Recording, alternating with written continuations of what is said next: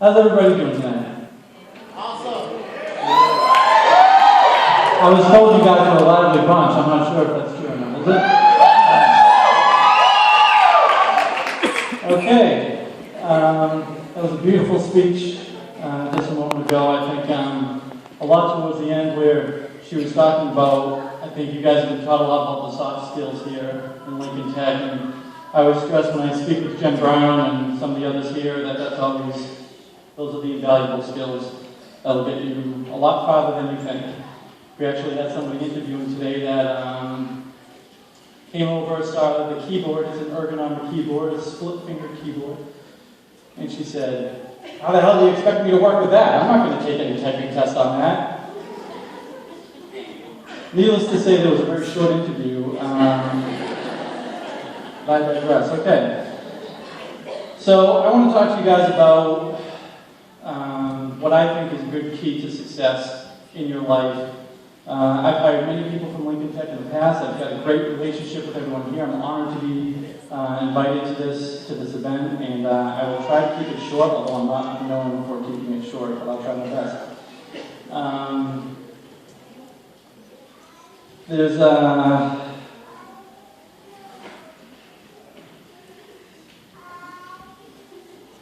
So people that I brought in from Lincoln Tech, they've gone much further than I thought that some of the people would go. It's amazing.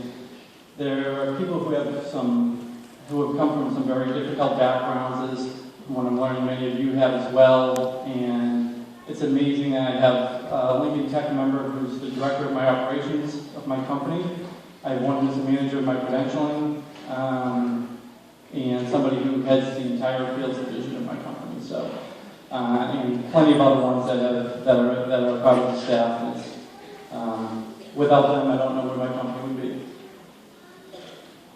So, I'm going to start by talking about hunger, although I want to get to another strong piece of what it is that I want to speak about. But where I come from, my mother and father did not come from much. They were both very poor. My mother was born in a farm in Stoughton. My father was born in the streets of Quincy. Not literally the streets, but you get the idea. So they didn't have much, but what they had was hunger. You know, they didn't want to have for their children where they started from. They wanted to get money. They wanted to have some type of success. They didn't know how. My father was a high school dropout. My mother never went to school beyond high school. But they worked really hard. And my mother eventually got into the medical billing industry, and she decided to start a company on her own, take a big risk.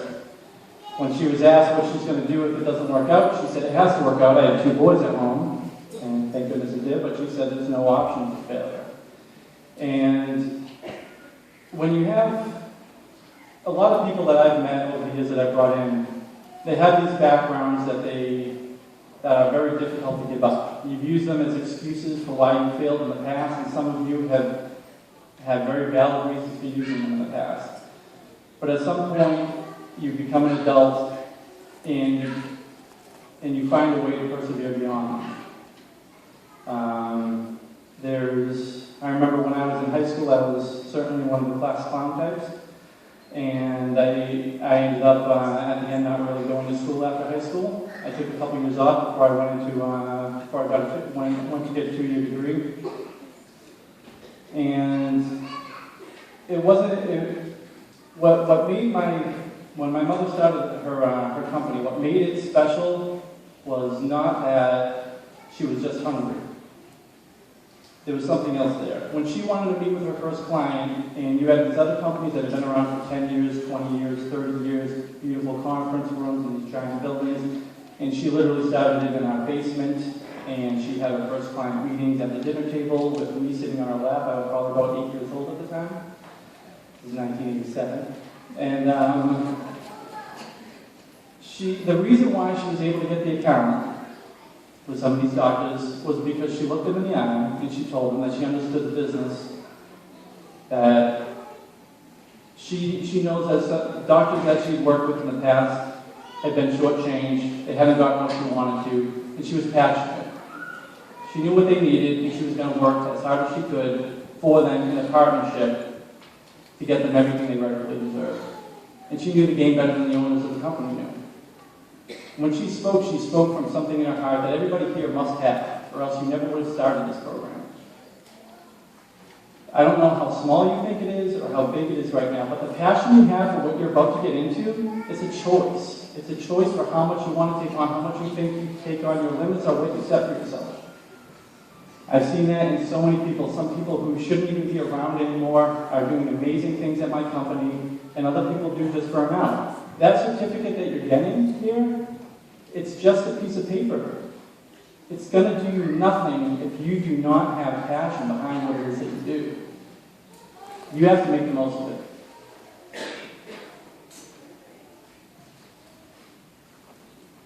Now, I wish I knew where I was in the speech.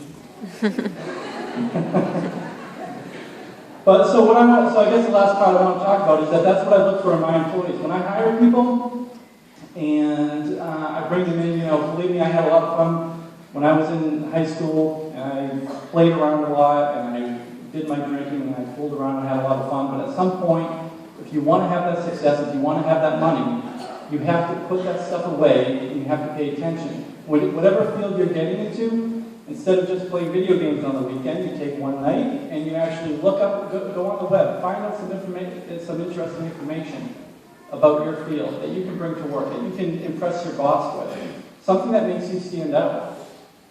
If you have, when I see people come in and I have some employees that might come in and they've had a long weekend, and they walk in, they just like to sit at their desk every day, going through the motions. This is just my job, I can't wait till it's Friday, I want to get my paycheck and get out of here. There's a lot of them out there. And then I have the other people who are attentive, that come in 15 minutes early, that stay 15 minutes late, that ask interesting questions, that help out people that might not even notice that I'm noticing what they're doing. They see a piece of paper on the ground, they pick it up, they throw it in the trash can even though it wasn't theirs. These are the pieces, these are the soft skills, what you learned here that make you show you that you're a part of the team. Instead of saying I have my personal issues and I have my issues at work, consider the work issues your issues as well. I have a tie that doesn't fit well. Okay, well I'm going to go home, go on the internet and learn how to tie a full Windsor knot because I have to be respected in my field. Whatever it is that you need to do to make yourself better, your education head doesn't stop here. Keep learning more, impress the people that are around you. Success is limitless if you just have passion for what it is that you do. And again, that's your choice. So stay strong out there. I know a lot of you guys have been through a lot. Stay strong, everyone has. But I want you to stay hungry and most of all, be passionate about what you do from this point forward. Thank you very much.